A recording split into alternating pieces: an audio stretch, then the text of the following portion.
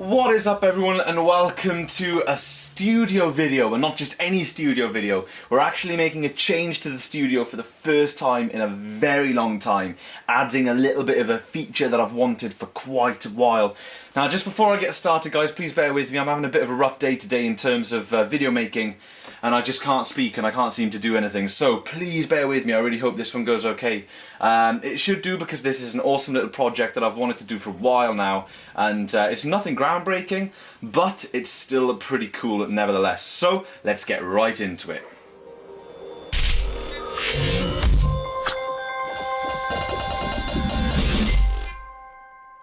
Now, as you guys can see, I have a random array of what looks to be junk on the desk, to be perfectly honest. I've got a roll of cheap speaker cable, I've got a jack to phono cable, which is fairly short, I've got a very small amp that you guys may remember from a previous video. I used to have this on my TV setup before I upgraded. This is a very small, low-powered little amplifier with tuner, tape and phono inputs. Very old. It's actually an old Radio Shack amp, which is cool. And I also have these two Tesco branded Technica little bookshelf speakers. Now these are actually wood cabinets, and they're quite dense, quite heavy, so they're pretty good. You know, they're pretty good quality for the price. I do have a subwoofer that goes with them, and they were a 2.1 speaker system for a computer. I believe they're around £30, but they're very nice. They're nice little tweeters, nice little woofers in them, and they sound great. I used them for rear channels before I upgraded my rear channels in my surround sound setup downstairs. So, what am I going to do with these? Well, as you guys know, I've got a pair of 8-inch Mackie monitors, can't remember the model number, they escape me right now, and they are gorgeous sounding monitors for the price. But one thing that I do lack in this room is a way to monitor or reference a mix that is not on essentially flat-ish studio monitors.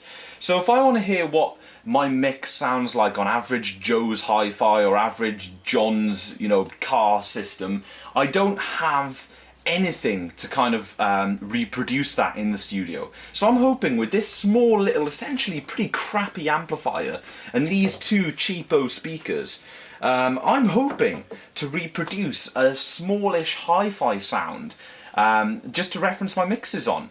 Now, referencing on headphones is one thing, but referencing on a proper little hi-fi system, even though there's nothing very high fidelity about this, but referencing on something that's a little bit closer to what someone has at home or in their car or as an iPod dock or whatever, is pretty handy. So I've only got these very low-end, heavy, crisp, clean studio monitors up here. In quite an unbalanced room, to tell you the truth, guys. So when I take my mixes away, they sound pretty bad. And I have to do a lot of toing and froing to get my mixes sounding good. So I have to take them downstairs, plug them in my computer speakers, think, God damn, that mix sounds terrible. There's nowhere near enough low end. There's this, there's that. And I have to keep coming up and down, and I have to sort of force myself to make things sound horrible up here so that they sound good elsewhere. Now yes, treating my room would be an essential step, but luckily I don't use this for anything serious. This is all just fun, and as you guys know, I've been neglecting the studio a little bit for the past year or so, so I'm getting back into it slowly now, so I thought I'd try and kick things off with a bang and get a little bit of better reference monitoring happening. This is nowhere near an ideal solution, guys, but it'll just be great to toggle between the two. Now, this isn't anything that groundbreaking, but I have got a couple of new items on the way for the studio to improve things like power management. And what else have I got on the way? I've got a couple of cool things happening anyway that should be good for the studio, so that should all be pretty fun. But anyway, we're going to wire this up and take a look at how it goes. So guys, I'm actually thinking of putting the speakers sort of here, because there's a nice space either side of the monitor. Now, I'm not sure if I'm going to keep the grills on. The grills look pretty good, but they've got Technica written on them, and you know, I know they're for reference monitoring, but I guess if someone was coming up here to record and they saw that brand on a pair of speakers I was using, I guess they'd kind of worry, because, you know, Technica stuff isn't exactly top of the range, and they actually look pretty cool with the grills removed. You know, you got a nice little white cone in there. These should be quite nice for referencing, guys. Like I say, they're nice speakers. The only thing I don't like is the big sort of bulky design to them, but you know, that's that is what it is. So what I'm going to do now, guys, is cut a little bit of length of speaker cable. They're all, I think, push-in terminals. Oh, okay, this is annoying. These are actually... Ah, damn it, that's annoying. On this amp, there's no push-in out speaker connections. It's actually a phono out. That is pretty annoying because I don't have any... Wiring phono ends is a pain in the arse on speaker cable. I may have some downstairs, but I can't quite remember, guys. I'll have a look. So, guys, today is really not the best of days. That amp was no good. Then I dug out this, which is an amplifier. So Marantz amp, but it's a Dolby Pro Logic amp, and the integrated amplifier is designed for the rear speakers only, and there's no routing options to avoid Pro Logic from making its impact, so that would be no good. Lovely little system though, lovely little Pro Logic amp. So I have no choice but to use the original powered subwoofer with speaker outputs that came with the 2.1 system. Only going to use this temporarily. I will be using the Radio Shack amp. I'll just have to order a couple of phono 2 speaker cable leads, but I'm going to wire all this up and we'll see how it goes. So very simply done, guys. We've just got 2 lengths of speaker cable, you know, cut away at the ends, bare wire speaker cable, as basic as you can get. I've just cut those to length now, and there's still quite a lot of spare. I borrowed this from my dad so I can give it back to him now. So they won't be used with this setup when I get the new cables in for the amp, but they will come in handy because, as you know, I've cleared out a load of my cables and I don't have any speaker cables handy, so yeah, that'll be good. What I'm going to do is wire it all up and see how it goes. So guys, I've just been playing around. I got it set up in a pretty cool way. These are my first 2 returns. They always have been, channel 9 and 10, and of course that sends audio through the studio speakers, but if they're set to PFL, because I've got the little reference monitors on the monitor output, they come up on this monitor knob here. And they've got quite a little kick for them, considering they're just small little speakers.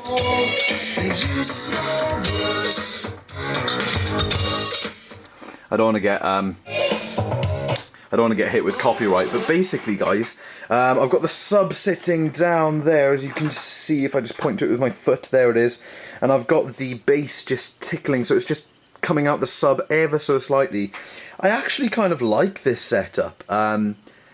It's because if I turn the sub all the way off and just have the satellites, there's like no low end, because there's obviously a crossover in the subwoofer.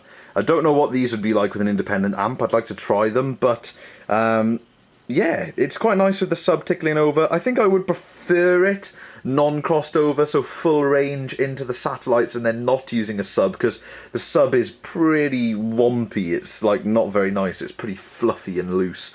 You know, the tightness difference is unbelievable. But as I'm sure you guys can tell, that is a pretty good outcome.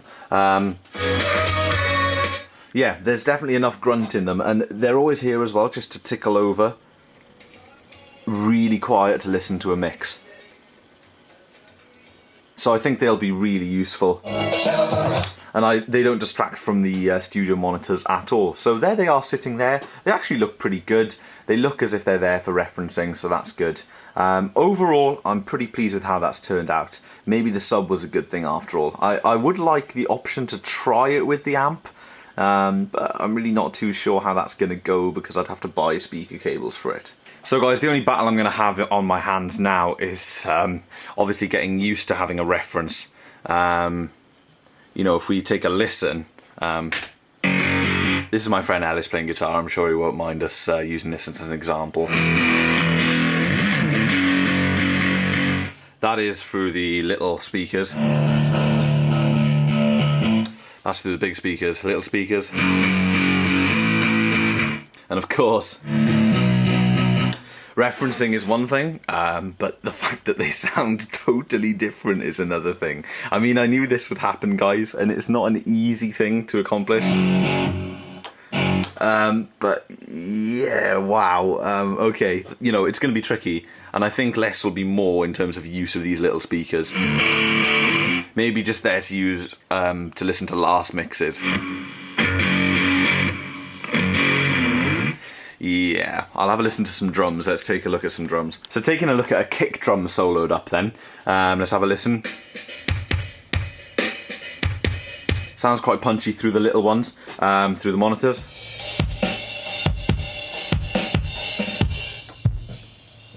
Sounds pretty, got some weird panning going on there. Sounds pretty huge. And then little ones.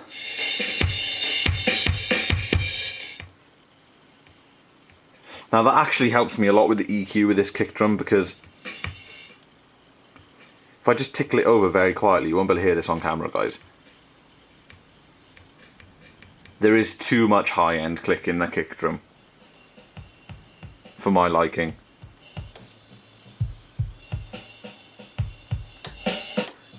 Oh yeah, I've got these on separate outputs. That's kick D112. That's kick using a C1000. Oh, okay, I get it. So this is listening to them both. Oh, that makes sense. Yeah, so anyway guys, you guys get the picture, and I'm sick of reusing these old-time band projects, to be honest. I'm going to quit out of Logic now. I'm not going to put them on the new system. That's a decision I've made, because I keep using them to test things out up here in the studio, because they're the only band recordings I've done in this room. Yes, I have other multi-tracks from various projects I've done in other places, but there's just something special about using the recordings I did in this room with this desk. It sounds really nice. It sounds really good. I mean, the mix that I originally did for those tracks was pretty crap by my ear standards these days. You know, I've learned a lot in the last year or so. But yeah, pretty great. But like I say, the new system I'm going to get up here, all to be revealed in the future. You guys probably know what it is anyway, it's pretty obvious. Yeah, I'm not going to put those tracks on that computer, because I want to stay away from them. I'm going to have a little more of a play around, guys, listening to some tracks. I've got some tracks on the pen drive that I have plugged into the front of the computer, just to listen to. And that's another thing I need to do, is sit up here and listen to a lot more tracks before I start mixing. My ears are no longer used to these monitors. By the way, guys, in talking of monitors, not talking of monitor speakers, talking of monitors as in screens, the BenQ is working fantastically up here. It's nice to have two 16:9 monitors rather than one 16:10 and one 16:9, so the swap was definitely a great decision. As you can see, looks great. I'm really pleased with it. So everyone, that pretty much concludes my little upgrade here, or, you know, sort of adding a downgrade this sort of thing is. Yeah, I'm liking it. I'm liking it at the moment. It's pretty cool. I used to think these speakers were really high quality for their price, and I guess for the price they're pretty damn good still, but comparing them to the monitors, man, it's crazy. But that's exactly what I wanted. I wanted a low-end hi-fi representation, because unfortunately most people listen to music on crap systems, and, you know, even much worse than this, a lot of people listen to music on things like laptop speakers, you know, as their main source of listening, which is just awful. You know, gone are the days where every home had a decent hi-fi in the living room, I guess. But it is nice to have a reference point up here, finally, because I do not have anything else in this room apart from these monitors, but now I do. I've got these little speakers, which are great, so I can use those to reference, and that would be fantastic. I have been banging on about that for the past 10 minutes or so, guys, non-stop, so I bet you're sick of hearing me talk about it. But there are plenty more things to come up here. Probably only one more video, but that'll be adding a lot of extra little things in, which will be really cool. What do I mean by this? Well, basically, I've got an upgrade up and coming in terms of power. I don't know if you guys can hear this, but if I increase the volume, I've got quite a significant ring. Now that's a very high volume, but I've got quite a significant sort of ground power ring happening in the speakers, and they're balanced connections all the way. So that means that it's in the power that I'm getting the interference. So I do have an item on the way that's going to rectify that, as well as a couple of other bits and bobs that I haven't quite decided on yet. I don't want to spend too much money, because as you guys know, I've spent a load of money up here, as you can probably see in front of you, and I don't use it half as much as I should. So before spending loads and loads of money, I'm going to start using it more, because I really need to get a couple of tracks recorded, because, you know, like I said last time, I'm so lucky to have this space and this room, and this may not be forever. I may have to say goodbye to this in a very soon. So it's so nice to have it, and I'm so thankful for it, that I just really need to utilize it before, you know, you never know what way life is going to turn. And I'd hate to look back in 10 years time and think, man, when you were like 18, 19, 20 years old, you had a stunning home studio setup and you never used it. You know, you used it a couple of times, so I really need to get using this. You know, I've used it a shed load, guys. When I was in college, I used to do all of my mixing and stuff from home, because it was just easier, and I've done loads of cool little things up here, projects with 3 or 4 different people, projects with my band. The only thing I haven't really done is projects with myself, so you know, I want to get playing and get some stuff recorded. That would be really cool. And of course then, other than the upgrade to the power, I'm pointing at the rack because it's rack related, because as you know, the rack pretty much generates all the juice for this stuff, because it's a rack mount power supply for the mixer and everything. Other than that, the G5, great system, but it's a bit of a slouch, as everyone knows.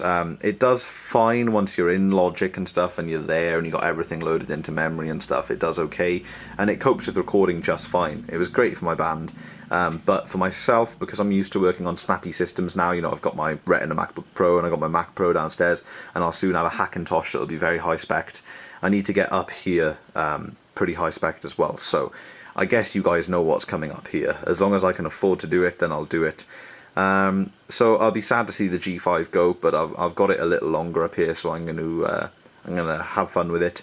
Also, I'll be dedicating an external hard drive up here for backups, because I don't back up any of my audio stuff at the moment, and it'd be a big shame to lose progress of an audio project. Probably one of the most horrible things to lose, really, if you've written something really, really good and you come back to it 2 weeks later and it's gone.